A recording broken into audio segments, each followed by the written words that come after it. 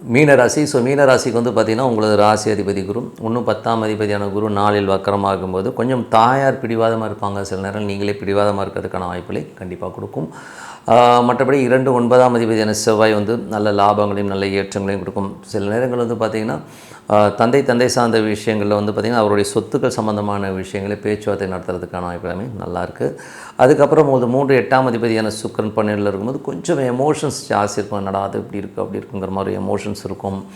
ஏன்னா 3 8 12 வந்து நமக்கு ஒரு தேவையில்லாத ஸ்ட்ரெஸ்ஸஸை ஏற்படுத்தும்.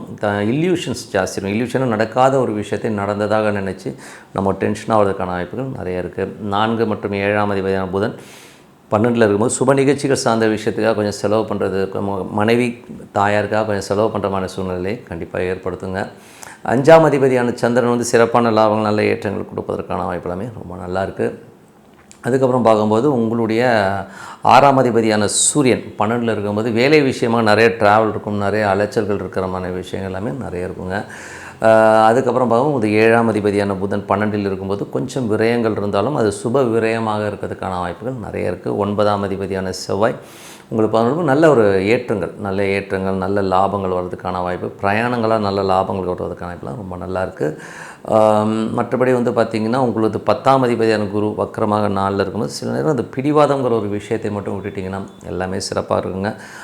11ஆம் அதிபதியான சனி ராசியிலே இருக்கும்போது பெரிய திட்டங்கள் பெரிய லாபங்களை நோக்கி உங்கள் மனசு போங்க. ஸோ மற்றபடி எல்லாமே சிறப்பு தான்.